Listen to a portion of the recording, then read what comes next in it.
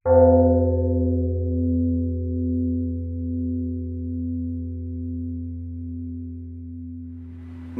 tassa bhagavato arahato samma sambuddhassa. Namo tassa bhagavato arahato samma sambuddhassa. Namo tassa bhagavato arahato samma sambuddhassa. Buddhang dhammang sanghang namasami.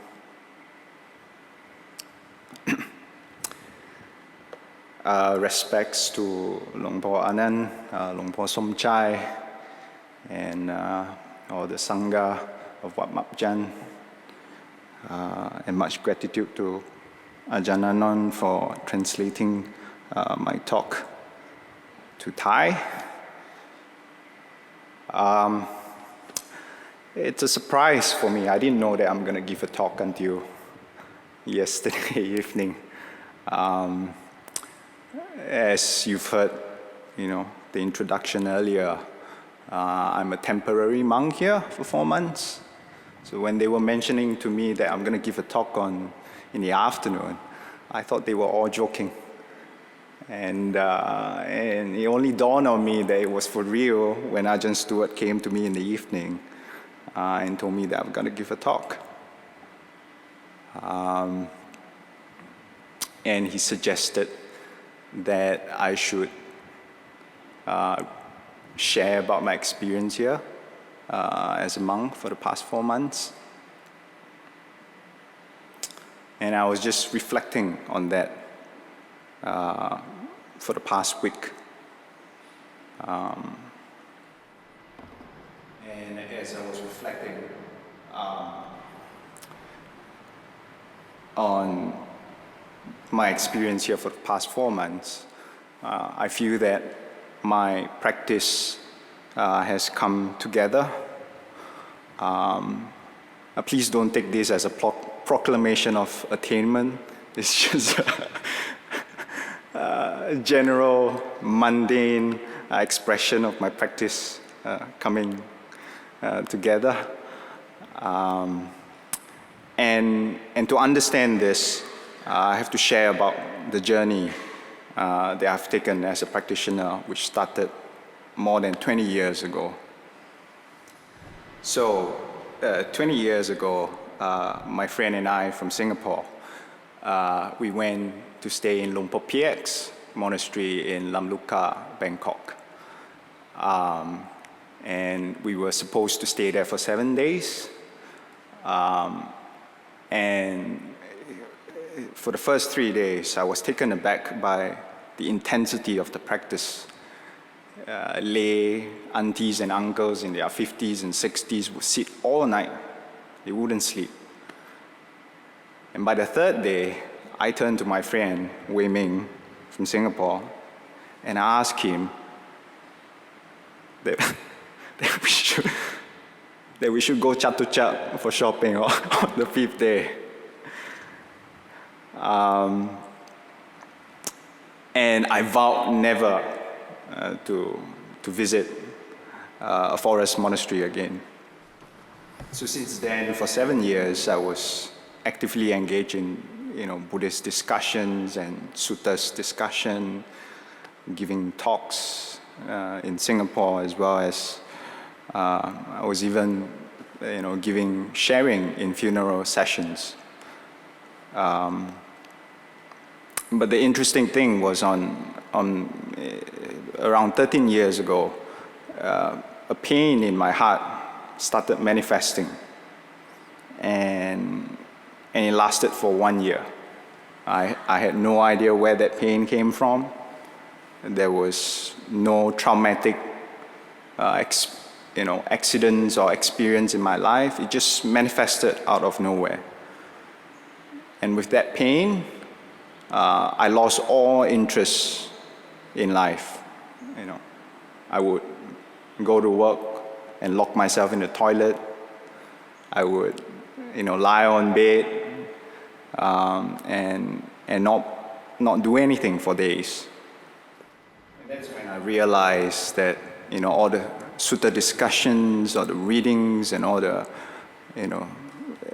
the talks and and conventions that I attend could not relieve the pain in my heart. And that was when Luang Por Anan appeared. I didn't tell him about the pain in my heart, but I think he somehow saw that I was going through something, and then and asked me to come and stay with him for a long time. And that's how my journey in Mapjan began 13 years ago. So when I first came here, I had very little faith in Luang Por. I remember there was one time he just came back from India and he was having this cough, and he came down in the evening and then at the kitchen to take some medicine, and I was sitting there reading a book on a stone chair with my legs up, resting on the other chair, and I saw Luang Por sitting 50 meters away from me. Because I had so little faith, instead of going to him and putting my hands in Anjali, I just nodded at him like, oh, good to see you. And that's how little faith I had in Luang Por back then. Despite the lack of faith, the pain in my heart kept me going with the practice, and I kept coming here. The first 2 times I came here, I got nothing but pain. And I remember the 3rd trip that I was here, I came here for 2 weeks. And I was practicing for 1 week, sitting and meditating. And after 1 week of practice, in the afternoon at around 3 p.m. during chore time, I was feeling so miserable. And back in the day, the Patimokkha was at around 2 p.m. So at 3 p.m., when it's time for chore times, I went out to the gate and was sweeping leaves. And there were no monks. I was all alone sweeping leaves. And I was, in my mind, I was cursing and, having a lot of negative thoughts like, where are the monks, And I was thinking to myself, this is a forest monastery. Why do they make us sweep leaves? They're meant to be leaves. Why do I pay $300? I fly all the way here to sweep leaves. All these thoughts were going through my mind. But the amazing thing was, as Luang Pu Cha said, the practice is like, planting a tree. You just put the conditions, and then when the time is right, it ripens and then it blossoms. And as I was sweeping, I had all these thoughts in my mind. A leaf dropped from one of the trees, and as I was looking at the leaf dropping and falling down from the tree, I had an epiphany. And the pain from my heart disappeared. For more than 1 year, it disappeared. And then because the pain was so intense, when it disappeared, I had tears rolling down from my eyes. And that was my first taste of Dhamma, the power of Dhamma. And that was when I started to have confidence in the practice. After having had that experience, I started coming to Mapjan more regularly, from once a year to twice a year to every quarter. And I would set goals. In the past, I couldn't wake up for morning chanting, and each time I come, I would set goals like, this time around, I want to make sure that I attend all morning chantings. And when I get back home, I would, inspired after, witnessing how the monks practice, I would make goals at home as well. I would make an adhitan, to just sleep on the floor for the entire pansa, Gradually, I'll start taking 8 precepts every week. And after a few years, I changed my bedroom into a shrine room. And that's when I realized that after much practice, I needed to spend more time to intensify the practice. And that's why I decided to ordain the very first time 8 years ago.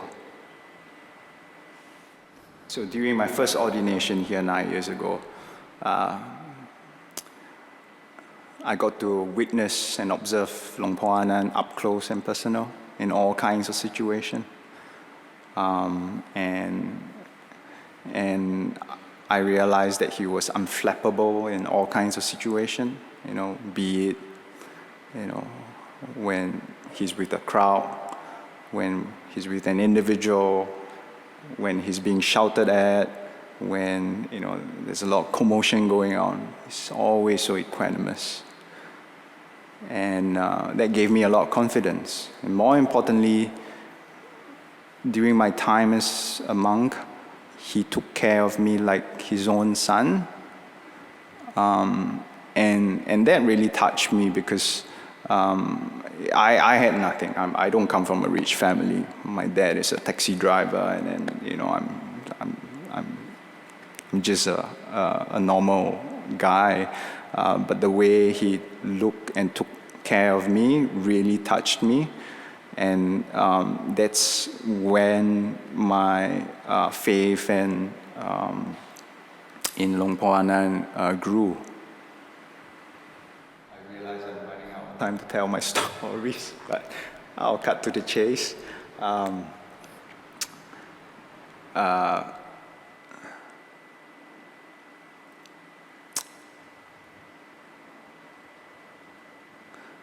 So after my first ordination, I had a lot of faith and confidence in the practice, and when I got back to Singapore, I decided to intensify my practice. I upped my Vasa goals from taking 8 precepts once a week to the entire 3 months. I would sit Nesachik for every 1 pra for 3 months as well. And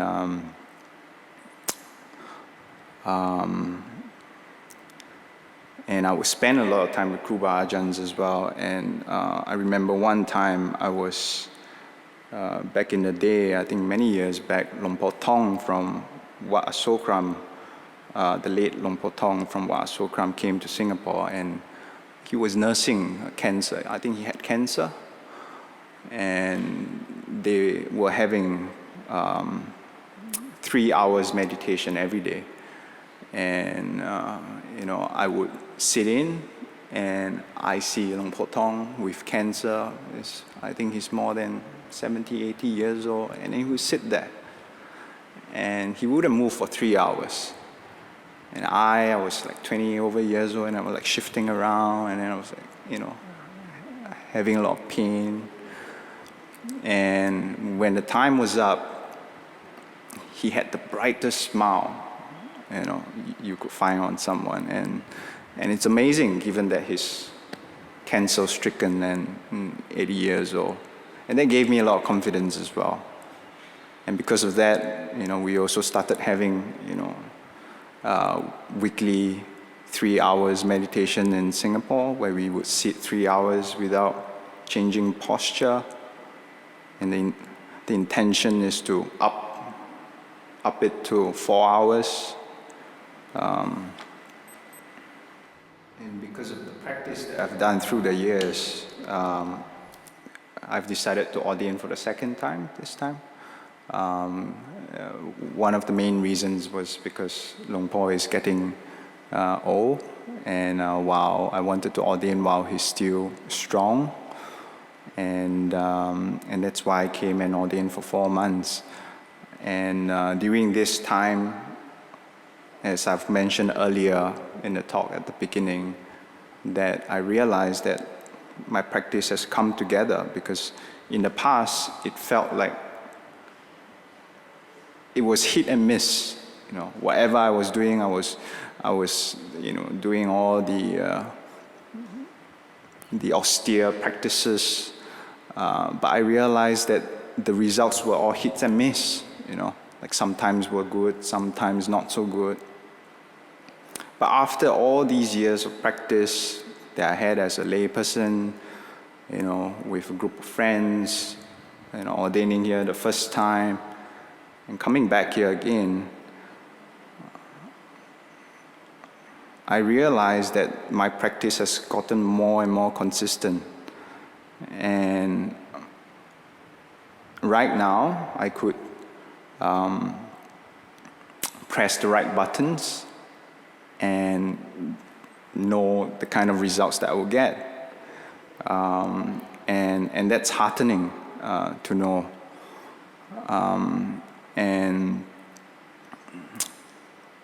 And this brings me, and this reminds me of a sutta that the Buddha gave, which is the Chunky Sutta. Is Majjhima Nikaya number 95. So the Buddha talked about the way to awakening the truth. And he says, how does one awakens to the truth? He says one should first observe a person or a teacher to see that the teacher, in his speech, his actions, and thoughts are free from greed, hatred, and delusion. After you've observed, conviction arises in you. And once you have the conviction, you visit the teacher more often, you get close to him. After getting close to the teacher, you lend your ear to the teacher. You listen to the Dhamma. After listening to the Dhamma, you remember the Dhamma. You ponder the Dhamma. You understand the Dhamma. And then you agree on the Dhamma on an intellectual level. And having done that, desire arises in you. There's a desire and willingness to put it into practice. And after practicing, one then contemplates. And after contemplating, one exerts himself. And it's through this exertion, one penetrates and awakens to the truth. And the Buddha says, if one keeps repeating this cycle, one will eventually realize to the final truth. And as I reflect back on my journey, I realize that it's like what the Buddha have just said in this sutta. So if there's any takeaways from this talk, I guess what I would like to share is do not underestimate the practice that one does as a layperson. Stay close to the Kruba Ajahns and have a group of good kalamitas to support each other along the way. And soon enough, we'll progress and reach the destination together. Seek my forgiveness if I've said anything that is incorrect or inappropriate. And I think that's all I have to share for today.